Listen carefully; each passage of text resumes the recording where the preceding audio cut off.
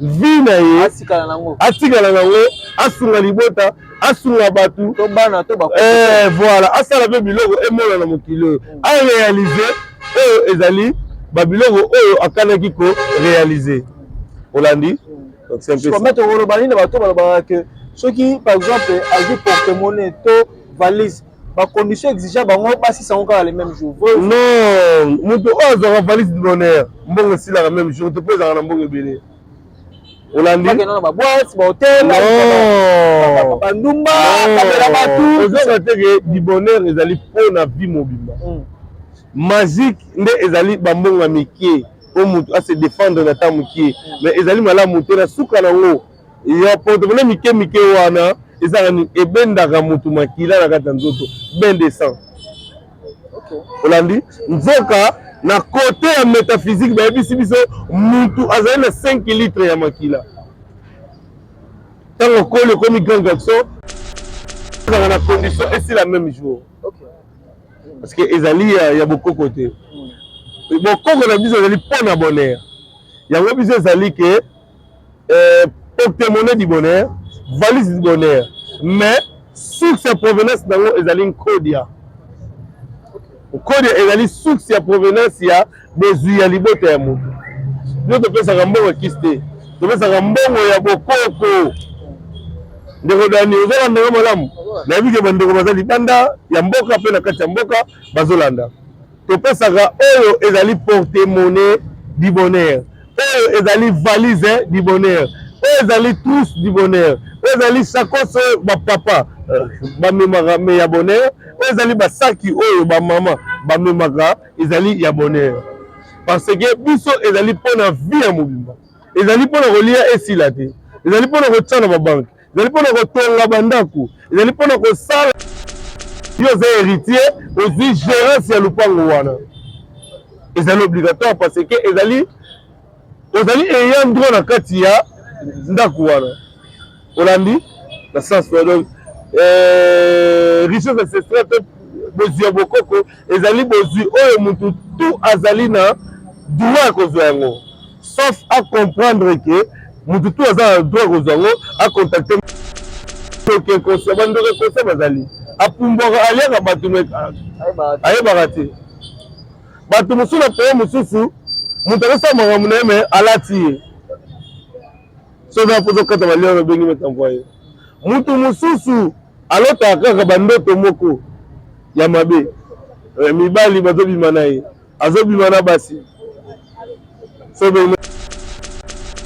Merci beaucoup en tout cas chers internautes et badounis sur message na biso merci badounis sur aux États-Unis baza na France baza na Belgique baza na Hollande baza na ville prophète na Kinshasa baza na Brazzaville Côte d'Ivoire Kenya Nairobi Mozambique badounis baza na Afrique du Sud en tout cas na moni ba préoccupation na bino boba nga nazonga susu boyamba mettre envoyé to zongi pour la deuxième fois boyamba mettre envoyé pour expliquer biso parce que batu mingi babi Daniel Chikel a mettre envoyé mais quand la seule différence par rapport à porte-monnaie magique na valise magique bazo baté batu bala posa ba valise magique batu baza na ba problème belé mimali bazo kima na bandako bazo baté basala ndenge nini na zongi soumettre envoyé na patron na ngapo na solo na ye par rapport à la réaction par rapport à la problème rien à dire pas trop de commentaires mettre envoyé bonjour papa journaliste ouais santé pour moi ça va santé ça va na ye toujours une invitation na yo ndenge olobai ke émission autosala kino dernièrement awa bandeko basengi lisusu na zonga pona ekopesa éclaircissement il y a oyo eleka qui par rapport il y a porte-monnaie ou soit par rapport à la valise, ou soit par rapport à porte-monnaie magique, par rapport à porte-monnaie du bonheur, par rapport à valise magique, par rapport à valise du bonheur. Donc là, on peut ça éclaircissement, côté les ali bon, côté les ali malamouté, et puis ni nani nekosenga pour mutu à trouver en merci beaucoup, maître envoyé. Donc, porte-monnaie, on va porte-monnaie magique. On va porte-monnaie, mais ça 500, soit la 100, soit le bac porte-monnaie sur notre monnaie, on appelle ça en condition, il faut bon monnaie sur la carte le même jour. Mais quand un peu pour éclaircir, on a global Moscou. Merci beaucoup Ndeko Dani. Porte-monnaie magique et Zalara. yango oyo uta na ba condition na ba nini oyo na ba kisa bapaya neti magie blanche magie rouge kuna nde porte-monnaie magique ezali magique wana ezali na bambongo mike mike ebaye na ba $20 $50 ti matie suki na $2500 yango mpezaka na condition esi la même jour parce que ezali ya bokoko te bokoko na biso ezali mpo na bonheur yango biso ezali ke porte-monnaie du bonheur valise du bonheur mais source ya provenance nango ezali nkodia nkodia ezali source ya provenance ya bozwi ya libota ya motu biso topesaka mbongo ya kisi te topesaka mbongo ya bokoko ndeko dani ozolanda malamu nayebi ke bandeko baza libanda ya mboka mpe na kati ya mboka bazolanda topesaka oyo ezali porte-monnaie du bonheur oyo ezali valise du bonheur oyo ezali trousse du bonheur oyo ezali sakose oyo bapapa bamemaka me ya bonheur oyo ezali basaki oyo bamama bamemaka ezali ya bonheur parce que biso ezali mpona vie ya mobimba ezali mpona kolia esila te ezali mpona kotia na babanke ezali mpona kotonga bandako ezali mpona kosala oyo nyonso mutu akanaka asala mpo vi na ye etambola malamu olandi donc c'est un peu ça voilà si tu côté un peu différence entre porte-monnaie magique na valise du bonheur porte-monnaie magique ezali porte-monnaie oyo ezali ya kisi ya bapaya oyo eyaka po esunga mutu asomba lipa alia na miniti wana mbongo esila mais du bonheur ezali mpona mutu oyo azali na posa vi na ye atikala nango asunga libota asunga batu voilà asala mpe biloko emona na mokili oyo arealize oyo ezali babiloko oyo akanaki korealize olandi donc c'est un peu ça soki par exemple azwi porte-monnaie to valise bacondition exigeant bango basisango kaka le même jour non moto oyo azwaka valise du bonheur mbongo esilaka même jour te mpo ezalaka na mbongo ebele olandi bandumba ozonga teke du bonheur ezali mpona vie mobimba magique nde ezali bambongo ya mike po mutu ase défendre na ntan mokie mais ezali malamu te na suka nango ya porte-monnaie mike mike wana ezalaka ebendaka mutu makila na kati ya nzoto ben de sang olandi nzoka na kote ya métaphysique bayebisi biso mutu azali na 5 litres ya makila ntango koli ekomi grand garçon total ya mutu amokeli na 5 litres sikoyo yo sikoyo oui na bamoyi na bafièvre na mama ebele bato ebele batikala susu na to normal te ya ba 5 litres wana bato mosusu bakoona na ba 3 litres demi yango azalaka nango na kati ya nzoto na ye atambola na ye mpe olanda sikoyo yo oza kobimisa susu spectacle ba $50 mpo makila ekendaka susu yango omoni ke bametre basala ba spectacle bamagike wana suka nango bakomaka na poyo bazongisa makila olandi mais porte-monnaie du bonheur ezali ni condition ni sacrifice ni bien de sang ezaka achat matériel spirituel na yo osomi biloko ya bokoko na yo basali nini bapesi yo oyo ezali richesse ancestrale na yo bozwi ya bokoko no bozwi ya famille na yo ya libota na yo yo bandi kozwa ezoproduire yo ozosala mambo ya minene eza lokola ndako ya tata na bino dani bapesi yo porte moko géré ou soit yo oza héritier ozwi gérance ya lupango wana ezali obligatoire parce que ezali ayant droit na kati ya ndako wana olandi na sens donc richesse ancestrale te bozwi ya bokoko ezali bozwi oyo mutu tu azali na droit ya kozwa yango sauf à comprendre que mutu tu aza na droit ya kozwa yango a contacter maître envoyer na numéro d'affiché wana plus 243 89 25 28 728 plus 243 89 25 28 728 yango eza affiché bango mettre envoyé so obengi mettre envoyé na numéro wana oyo nyonso ezali traitement mwana azosuba ntinaki mokolo azokata masuba te wana na pe ba tribute soko bengi mettre envoyé na ko sala rituel pour na ye akokata masuba ebele mpe eza basi ba jeune fille akota mpe ndako libala me azokata masuba te na mokolo ezali biloko ya famille bakataka yango okomprendre biloko mosusu mutu asantaka ke neti aza ndoke kosa bandoke kosa bazali apumbwaka aliaka bato ayebaka te bato mosusu na peye mosusu moto akosala makambo na ye me alati ye soki apoza okata balia babengi metamvoye mutu mosusu alotaka kaka bandoto moko ya mabe mibali bazobima na ye azobima na basi so bengi metamvoye na numero wana ozwa solution na yo ozobota te obala bana bazoya te obala te age ezopusa oza na posa te mwana moko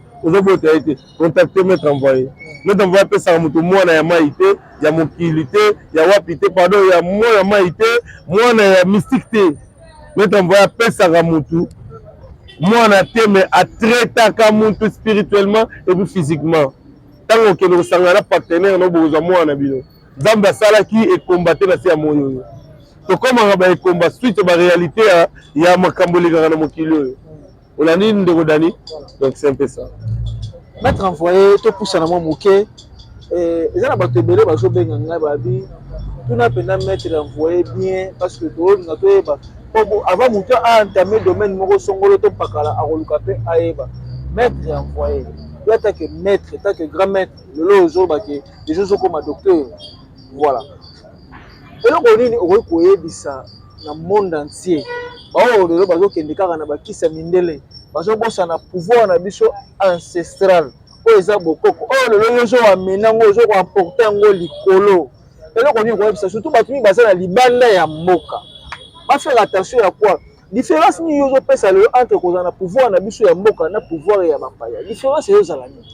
Merci beaucoup. Na mnoka mboka balobaka tufu tukavana kanda. Donc tozonga na kati ya libota. Olandi? Bokoko na biso ezali bokoko eleki bokoko nyonso na pouvoir.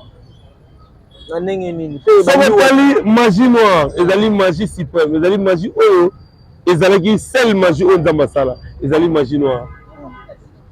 Magie blanche, magie rouge, ebimi na kati ya magie noire. Ndenge nini? Bayaki na époque na province ya Mbanza Congo bayaki kokanga mwana ya Nzinga Nkuvu bakendaki ne na Portugal batortiraki ye basalaki menace likolo na ye ayekusa bango kibonzambe mwana Nzinga Nkuvu ngazakana azalaki prince Nzinga Nkuvu azalaki roi. Il y a tous les trois Congo makuku matatu batelemela nzungu mabanga misatu oyo nzungu etelemelaka Congo Brazza, Congo Kinshasa, Congo Angola tozalaki na royaume moko royaume Congo tozalaki na royaume moko olandi.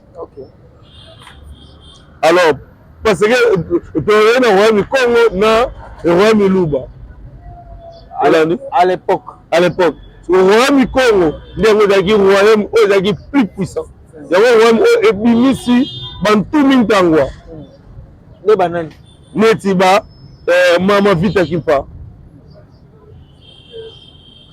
abotamaki na 1867 mama Vita Kimpa batumba ye na mwana na mokongo oyo baba nde kobenga Kembo dia Nzenza esengwa bapaya elembo atiaka ye yango ayaki kobotamela na nzela mashini na mboka ya Bisingombe oyo ayaki kobota masimo kimbangu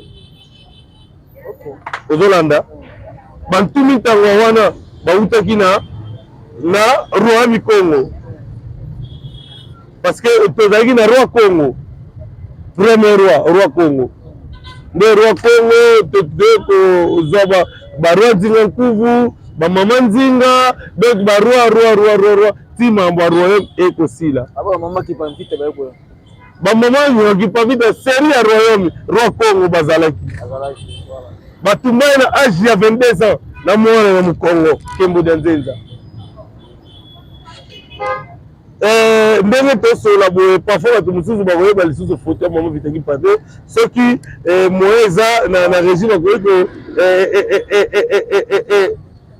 listre biso kaka foto ya mama Vitaki Pa bamona mama wana asacrifiaki jeunesse asacrifiaki kibolenge na ye mpona asunga poso moyindo po asunga ekolo oyo ezali Afrique. Maître Mvoye na kato moloba te. Est-ce que awa na biso na pouvoir ancestral ya bokoko na biso nani toko considérer lokola nzambe ya bokoko na biso? Nzambe ya mpungu azali kaka nzambe oyo moko tosambelaka, nzambe oyo asalaki ngai na yo, nzambe ya mpungu tulendo. Mais après nzambe ya mpungu tulendo asalaki ba homme sage, asalaki batu oyo bobengaka lokola ba prophète bamotindami na libota na poso asalaki ba oyo bazali ba voyant soldat asalaki soki otali biso na kanda ndombe poso moyindo asalaki Simon Kimbangu comme prophète na biso. Mazaki nzambe te Simon Kimbangu. Nzambe mpungu azali kaka moko. Nzambe mpungu oyo bandewezo bamizo olobaka Rahim aza miséricorde.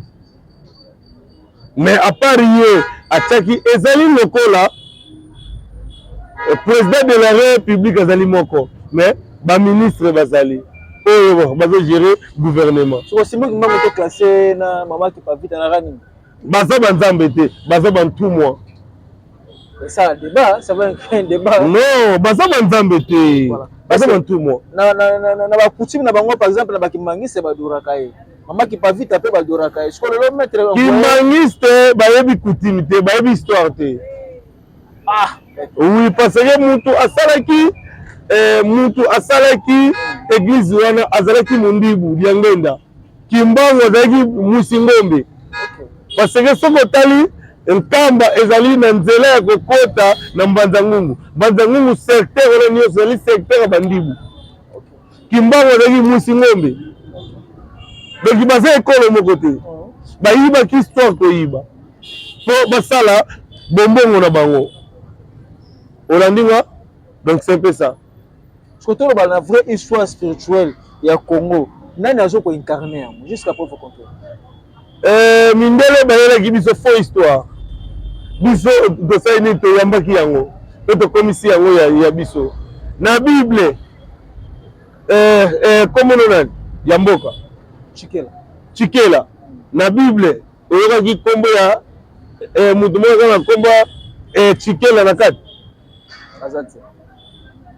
Jean, Pierre, Thomas, Mathieu, baza bakoko na biso. Soki otali bango bazalaki na peau rouge bandeko na biso te. Olandi bandeko na biso te. Nzambe asali race na motindami na bango. Olandi na motindami na bango. Pourquoi biso tozo perdre ba valeur ancestrale na biso likolo ya bakolo Jésus kutu na Israël bango moko bandimaka ye te bakipaka ye te banéglisaka ye bawanganaka ye. Ah bon? Pourquoi yo ngana yo mutu mwindu toza na Afrique tokomisa mutu aza na poso rouge nzambe na biso yango omoni ke mindele bayaki koniata biso likolo ya mitu. Mais Simon Kimbangu olobaki mindele bakofukamela biso bato mwindu. Preuve andeke kala te awa tomona deja bato mwindu basala baentreprise bazwa mindele batravailleur na bango tina suka tokoniatela bango tokokitisa bango na se lokola bakayasa parce que biso tozali être premier bato oyo nzambe asala beso délimité ezalaki na Afrique. Nzambe asalaki mutu mwindu mutu ya liboso pe nzambe azali mutu mwindu. Ekozala na émission na émission na koexplike yo. Olandi oyebi ke yo na mwasi na yo bino bato mwindu bokobota mundele oyebi yango na mundele okobota moto mwindu te tozali race moko compliqué race moko ezali na pouvoir race moko mundele nzambe atiaki secret na ye nyonso na kati na biso mais toyebaka koexploite yango te numéro nango eza plus 243 89 25 28 728 plus 243 89 25 28 728 so obengi na numéro wana eza affiché bakomettre envoyé problème na yo nyonso so obengi mettre envoyé na kopesa yo solution ya problème na yo na nzela bokoko na yo mettre envoyé pesa prophétie moko to liloba moko mpona nation congolaise nyonso baza na Europe na Occident na Afrique soki okolancer message moko prophétique pour la nation na biso ya Congo et puis pour na mambo zo déranger biso surtout etali est bandeko na biso bazo kufa na Goma na Bukavu soko za na message moko prophétique au professeur. Merci beaucoup ngai nazalaka trop politique te parce que balobi bokoko na biso ba kabola ki yango ezalaki dibundu et kimayala ezali politique dibundu ezali église ou soit spiritualité. Rien n'a jamais côté dibundu ça veut dire côté spirituel mais ezali comme message fort na bandeko na biso oyo bazali libanda ya mboka oyo bazali na kati ya mboka tokokoma na décembre te tala caméra tokokoma na décembre te tokozwa solution mpo na mboka na biso. okay. Olandi ba oyo nyonso bazali ya kopanzana bakoya bakosangana bakotrouver terrain d'attente et puis Congo ekotikala kokabwana te kozala toujours uni tozali bana ya tata moko mama moko ennemi ya congolais azali kaka congolais. Olandi to se diso eteke bato ya mboka ngandi batungisaka biso no eza entre biso na biso ezali boweli mbongo boweli oyo ezali richesse oyo nzambe apesaki na kati ya mboka oyo. Olandi alors bino bandeko bozali banda diaspora pe boza na kati ya mboka boyeba ke Congo ekozala toujours uni Congo ekozala toujours ensemble biso nde bato tokabwanaka me mboka ekabwanaka te mabele ezalaka toujours tandi ndenge ezali mais biso bato nde tokabwanaka tokomi ke Dani azwi bato na ye nga azwi bato na nga mais mabele ezalaka même mabele alors trop eza nanu te bakonzi na biso bakoyokana baza bandeko bakozwa temps bakosangana avant te koma décembre bomona tokozwa solution na mboka na biso tokoseka tokozonga ndenge tozalaka sans problème. Voilà message ya maître envoyé alobi oyo ezali ye parce que voi même ata baentité oyo ezoleka na este ya mboka na biso bazosepela nango tozali message mais pourquoi pas bino mpe bamaître bosanganaka na bachef coutumier makambo oyo nalobeli yango trop pourquoi biso tosanganaka te pourquoi voilà eza bongo te bapaster basanganaka dans les villes bakonsultaka bango ti bino bozoluka consultation bapaster baza bato oyo biso kutu tosungwaka topesaka bango oyo mpo bakoma bango oyo baza me bakonsultaka bango bakonzi ya mboka bakonsultaka biso te olanda toza mpo na mposa bakonsulte biso te mais toza na mposa bareconnaître kaka valeur ancestrale bareconnaître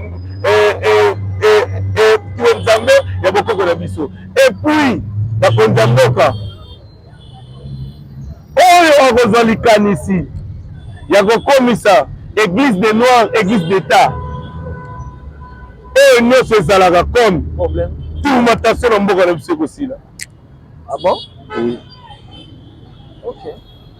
nayebi ke mokonzi ya mboka na biso azali aza compétent aza mpe na facilité ya kosala yango baeglise oyo totya baéglise d'état ezali baéglise ya bapaya ezali ya biso te yango monike makambo ezokende malamu te parce que bakoko na biso place bazalaka na kanda ya mboka na biso toperdre bavaleur na bango torespectaka bango te tandis ke basakrifia bavie na bango bakufa mpo na biso Hollandi, le 4 janvier férié de Fetarawana.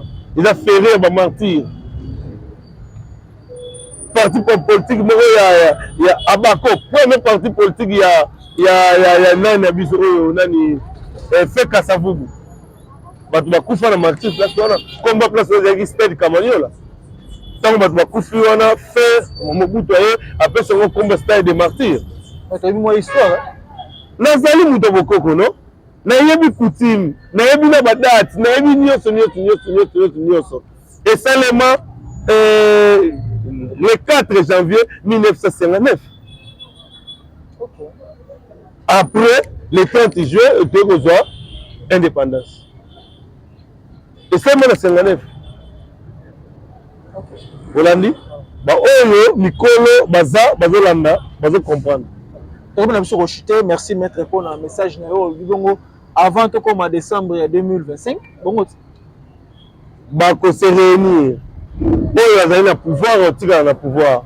Oyo azali na pouvoir te akoya akozwa place moko quelconque atika afanda kimia pasala nini mukonza mboka a continuer mandat na ye place oyo ekosukila oyo mutu mususu akoya kozwa wo selon buku ya mboka na biso lobi mutu tango asali mandat ya 5 ans faut tika ye asilisa mandat na ye soka asilisi mandat na ye et puis bino mususu boya na bino kozwa mandat muninga na nosini te bokobotola yango na mondo kito bokobotola yango na babiloko moko ezanga ntina te Hollandi. Donc botikela mutu asala ta na ye kibokondi ezali neti savon te kibokondi ezali lokola libanga esilaka te ezalaka wana. Donc papa na biso azosala ta na ye et puis azoréaliser oyo azoréaliser totika kodéranger ye po asilisa baprojet na ye mutu na mutu akoya akosala na ta na ye matoni. Merci beaucoup maître pour un message pour la moka comme na biso la suka mais dans 3 minutes résumé biso bato ba hôtel biso bana ba problème de délai problème ni o nesi na minute o se présenter des voix au résoudre donc facilement pour passer moi quoi. Nyonso oyo ezali spirituel, nyonso oyo ezali maladie incurable ou non incurable. Docteur Alembani otamboli par-ci par-là aux solutions. Pasteur a coquité, non on va te aller mbo place de ça va content va quitter. Donc pasteur Alembani oyo ezali problème na yo, bien la mettre en bon numéro affiché plus 243 89 25 28 728 plus 243 89 25 28 728. So bien mettre en bon numéro affiché voilà pour vous la solution à problème na on so oyo ko poser ka. Ko benga ko tout les problèmes. Consultation c'est gratuit.